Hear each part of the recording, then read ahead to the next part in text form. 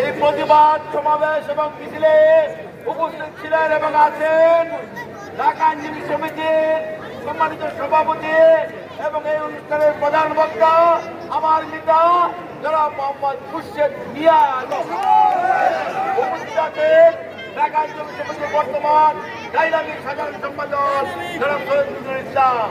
উপস্থিত আছেন ঢাকা আইনজীবী সমিতির সাবেক সভাপতি সাবেক সাধারণ সম্পাদক এবং আমাদের কমিটির আমাদের গ্রামের কমিটির না মিছিল পাইনি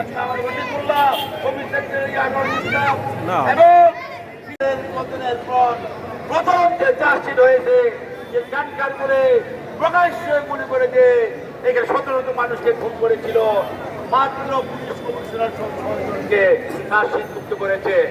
স্বৈরাচারী হাসিনার বলেছে তার বিরুদ্ধে অভিযোগ প্রমাণিত হয়েছে, কিন্তু চার্জশিটে কেন তার নাম দেওয়া হলো না?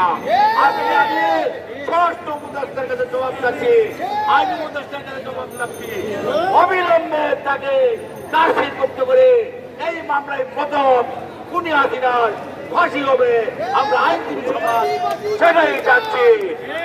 এবং আজকের সভা থেকে দাবি উঠেছে যে গত 16 বছর যেই লোকটির কারণে স্বৈরাচার কায়েম হয়েছিল, সেই কুলাঙ্গার বিচারপতি আইনুল হককে অবিলম্বে গ্রেফতার করে তাকে বিচারের আওতায় এনে দৃষ্টান্তমূলক শাস্তি দাবি করছে।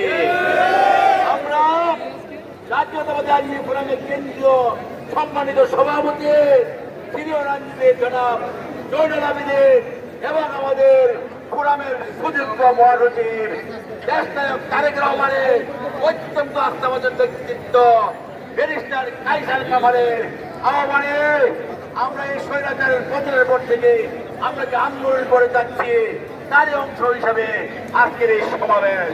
এবং খুনি হাসিনার ফাঁসি না হওয়া পর্যন্ত আমাদের সেই আন্দোলন চলবেই চলবে। এবং ঢাকাবারে যারা ভোট চুরি করেছিল, কোন অবস্থাতে যারা সন্ত্রাস করেছিল, কোন অবস্থাতে তাদেরকে আমরা দেখতে চাই না।